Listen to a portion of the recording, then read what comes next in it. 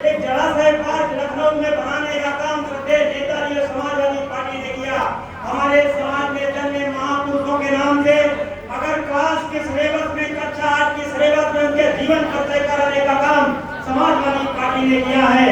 और तो और हमारे समाज के लोग बैठे हैं, हम लोग तो कपड़ा धुलने और कपड़ा प्रेस करने के समाज से जुड़े हैं। हम लोग धोबी घाट से उठ करके आज राजघाट की ओर अगर बात कर रहे हैं कि बाबा साहब भीमराव अम्बेडकर की देन है और राष्ट्रीय अध्यक्ष माननीय अखिलेश यादव जी ने धोबी समाज के लोगों का जीवन अच्छा हो, उनके धंधे बढ़े, इसलिए आपको लॉटरी खोलने के लिए 2.5 लाख रुपया दिया था निःशुल्क 5 साल में। ये काम किया तो समाजवादी पार्टी ने किया साथियों।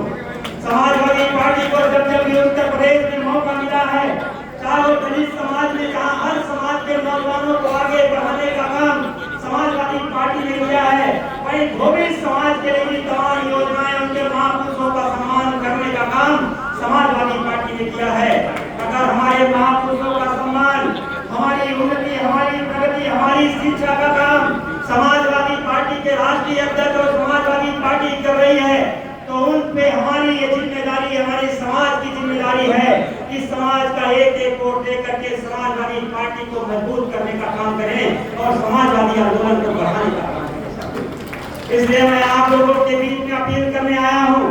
हम लोगों के बीच में राजनीतिक प्रमुख आदरणीय रामगोपाल यादव जी हैं। हमेशा आप लोग संसद में, उस सदन में जब भी नौजवानों की बेरोजगारी की बात हुई है, जब भी यहाँ के निर्दोष लोगों को मारने का काम, इनकाउंटर के नाम से निर्दोष लोगों की जान लेने के काम अगर भारतीय जनता पार्टी की पुलिस और एसएसएल ठाकुर घोष ने किया है, तब उन्होंने संसद में आवाज उठाने का काम किया है। आपने देखा होगा कि लगातार उत्तर प्रदेश में डीजीपी से लेकर के और थाने के थाने अध्यक्ष एक ही जात के हुआ करते हैं। इस समय अगर आप थाने पे चले जाइए, हमारे दलित समाज की हमारी माताएं, बहनें, बेटी, हम लोग गरीब परिवार से हैं। हम लोग जब गरीबी थे, जब हम लोग छोटे छोटे थे, हम लोग गाँव में देखते थे जब हमारी माताओं बहनों को डिलीवरी होना होता था, पेट में पीड़ा होती थी, बच्चा डिलीवरी होना होता था, हमारे पास कोई साधन नहीं हुआ करता था। हम लोग गांव के किसी बड़े आदमी से जाकर के रिक्वेस्ट करते थे, सिंदूर बिंदी करते थे, तो भाई कोई ठैया से, कोई रिक्शे से लाद के ले जाता था।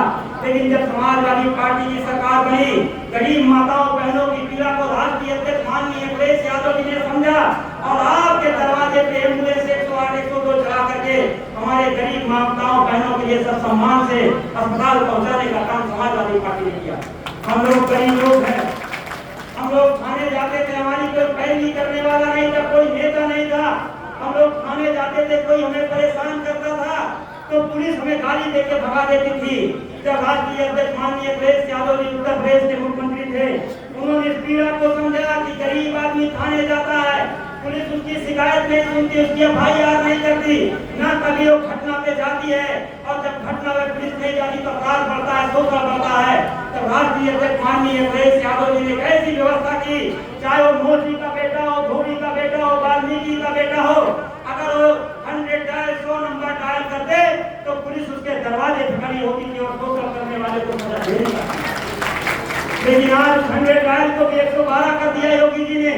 आज 112 की पुलिस आपके दरवाजे आएगी तो पहले आपसे ही पैसा लेगी। आपने कोरोना काल में देखा होगा, हमारे गरीब लोग दिल्ली से, मुंबई से, पानीपत से चल के पैदल आए। मोदी जी ने कहा था कि हम हवाई चप्पल वालों को हवाई जहाज में बैठा देंगे, लेकिन जब कोरोना का संकट आया तो रेलवे बंद हो गई, बसें बंद हो गई और गरीब लोग पैदल ही अपने घरों को चल दिए। कितने लोगों की जानें चली गई, कितनी लोगों की जानें चली गई और उनका परिवार बेसहारा हो गया। अगर कोई मदद करने आया